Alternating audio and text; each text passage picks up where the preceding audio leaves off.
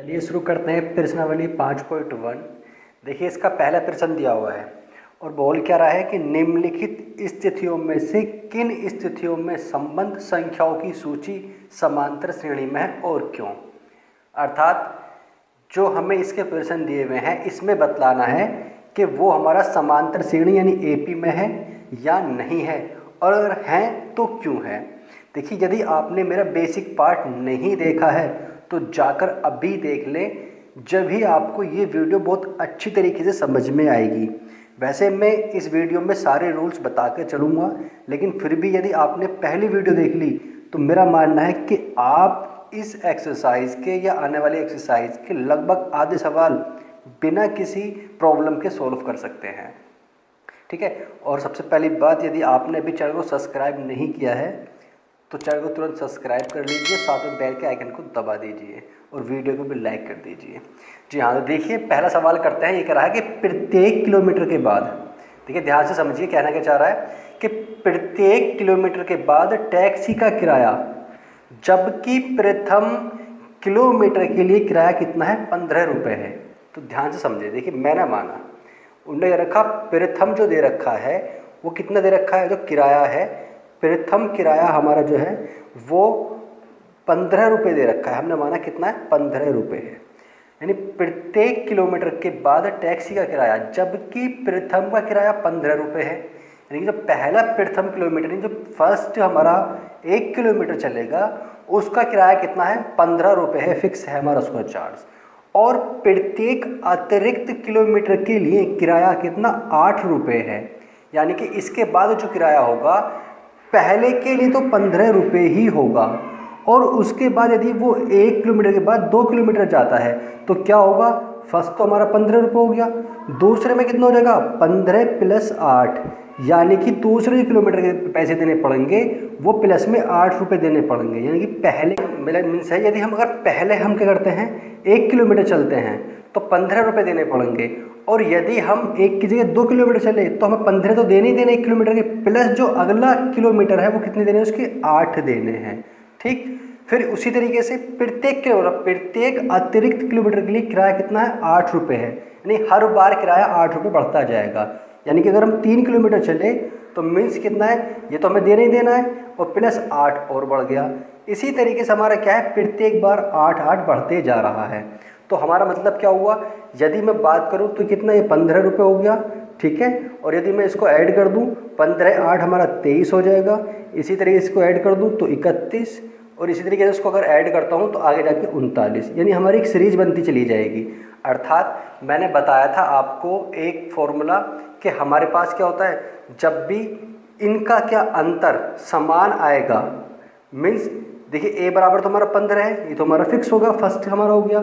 और उसके बाद यदि उसका अंतर हमारा क्या है, बराबर आता है, यानी कि d बराबर ने क्या बताया था, दूसरे पद में से पहला पद घटाते हैं। यानी कि दूसरे पद में से पहला पद, यानी कि 23 में से 15 जाएगा, कितना बचेगा, 8। देखिए 8 आया। यदि इसी तरीके d का मान निकालूं, अगर मैं तीसरे में से दूसरा पद निकालूं तो कितना आएगा, 31 - 23 बराबर 8। तो मैंने क्या बताया था, जब भी हमारा कॉमन डिफरेंस यानी इसका सर्वांतर हमेशा क्या आता है, समान आएगा, तो हम कह सकते हैं क्या, वो हमारा क्या है, एपी में है, समांतर श्रेणी में है।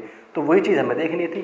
तो हमारे पास क्या हुआ, हमारे पास ये श्रेणी बनकर आ गई, यानी एक सीरीज बनकर आ गई कि 15 23 31 39। ठीक है। तो जब सीरीज आ गई और इसका क्या कॉमन डिफरेंस समान है तो कह सकते हैं क्या हमारा ये, अतः क्या हमारा ये समांतर श्रेणी में है, यानी एपी में है। और क्यों है मैंने आपको बता दिया, क्योंकि इसका जो कॉमन डिफरेंस है हमारा समान आएगा, यानी जो समांतर है वो समान आएगा, एक सही आएगा, इस वजह से हमारा क्या है, एपी में है। ठीक है। चलिए इसका सेकंड पार्ट देखते हैं।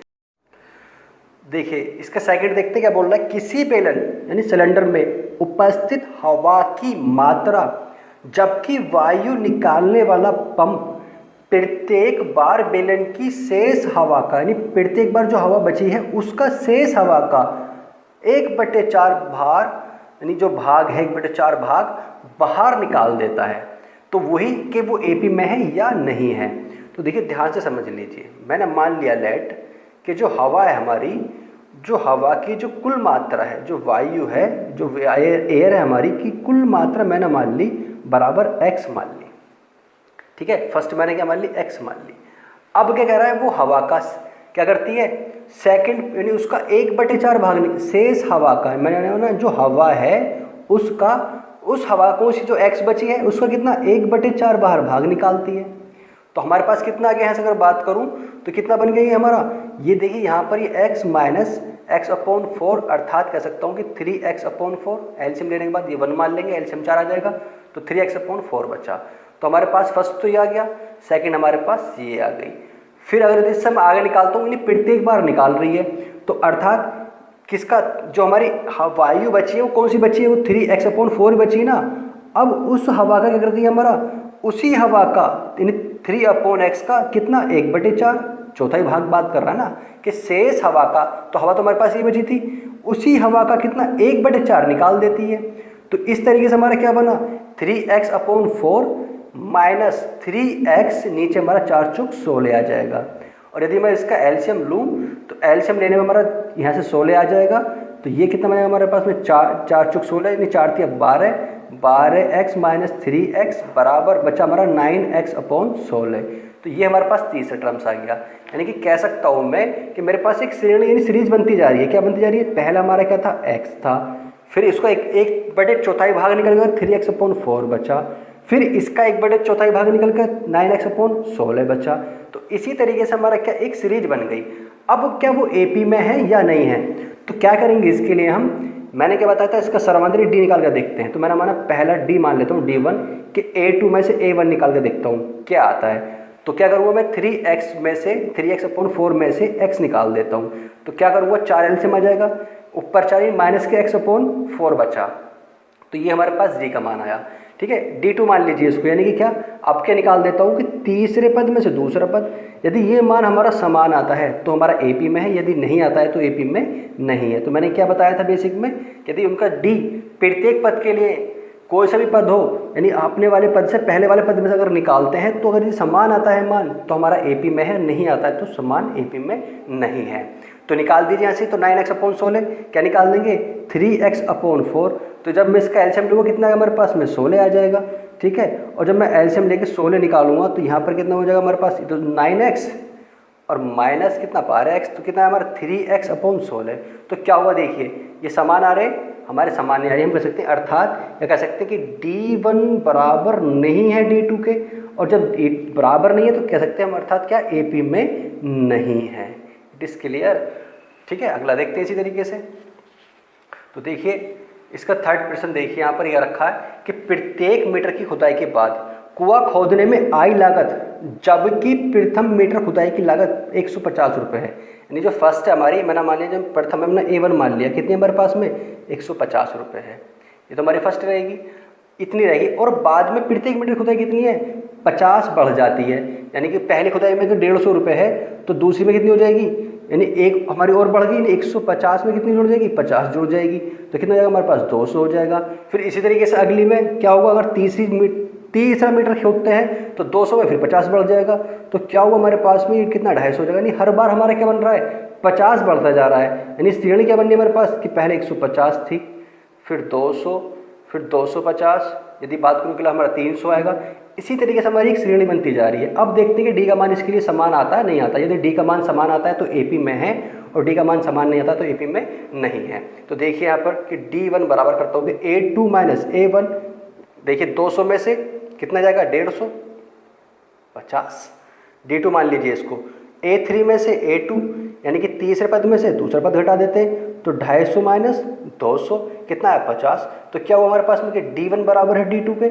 अब मैं चाहे कोई सा भी पद निकालूं, D का मान समान आएगा। जब D का मान समान है तो हम कह सकते हैं कि अतः नाउ क्या हमारा ये AP में है, और ये हमें पता करना था क्यों है, क्योंकि D का मान हमारा समान है। देखिए इसी तरीके से अगला देखिए इसका फोर्थ, अगर आपके खाते में जो हमारे पास अकाउंट है उसमें प्रत्येक वर्ष यानी कि प्रत्येक साल ईयर मिश्र धन जबकि कितना है हमारे पास एक यानी 10,000 की राशि की कितनी 8% की दर से चक्रवृद्धि ब्याज पर जमा की जाती है। तो हमें देखना कि ये एपी में है या नहीं है। देखिए हमने मान लिया, देखिए फर्स्ट टर्म से हमारे यहाँ अगर बात करूँ तो पहला वर्ष हमने मान लिया कि फर्स्ट ईयर, फिर सेकंड ईयर, ठीक है, दूसरे साल, फिर तीसरा, थर्ड ईयर, ठीक है, ये तीसरे साल। तो इसी तरीके से मैंने माना यदि पहले हमारे कितना है 10,000 है हमारे पास, ठीक, फर्स्ट हो गया हमारे पास में। फिर हमारे क्या, हमारे पास एक फॉर्मूला होता है, आपने पढ़ा होगा कि A बराबर P, इस तरीके से, ठीक है, 1 प्लस R/100 और पावर n, इस तरीके से पढ़ा होगा आपने, ठीक है। तो हमारे पास में इसी तरीके से यहाँ पर क्या बन जाएगा, ये 10,000, ठीक है, और 1 प्लस दर कितनी हमारी 8/100, और हमारी क्या पावर यहाँ पर 1 आ जाएगी एक साल, दूसरे यानी फर्स्ट इसके लिए। इसी तरीके से अगले के लिए 10,000, ठीक है, 1 प्लस प्रतिशत वही रहेगी 1000, दूसरे साल के लिए डॉट डॉट, इसी तरीके हमारी एक सीरीज बनती चली जाएगी। क्या बन जाएगी हमारी, एक सीरीज बनती चली जाएगी। अब देखते हैं हमारे पास सीरीज बनने के बाद जो हमारे पास एक श्रेणी बनी है, क्या वो AP में है या नहीं है। तो देखिए हमारे पास में क्या है कि फर्स्ट टर्म तो हमारा 1000 हो गया, 10,000 हो गया, ठीक है, पहला तो हमारा 10,000 है। अब अगला निकालते हैं, यदि मैं इसको सॉल्व करता हूँ तो देखिए ऊपर जाने में हमारा कितना बन जाएगा, यहाँ पर ये इतना है तो है ही, यानी ऊपर जब एलसीएम लिखूंगा तो हमारा कितना 100, और यानी 108 हो जाएगा, यानी 108 बटे यहाँ पर हमारा 100। ऐसी यदि इसकी बात करूँ तो 10,000 हमारे पास ये है ही, इसको सॉल्व कर लीजिए। यदि यहाँ बात करूँ तो ये भी 108, ठीक है, बटे 100। अब देखिए यहाँ क्या वर्ग है, तो ये 108 बटे 2 दो बार लिख जाएगा।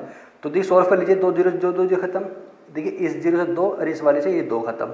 तो बात करूँ तो पहला कितना हमारे पास ये 10,000 आ गया, यहाँ पर कितना हमारे पास 100 बचा, तो 108 में मल्टीप्लाई करें तो 100 से, तो यहाँ पर 2 जीरो पड़ जाएंगी।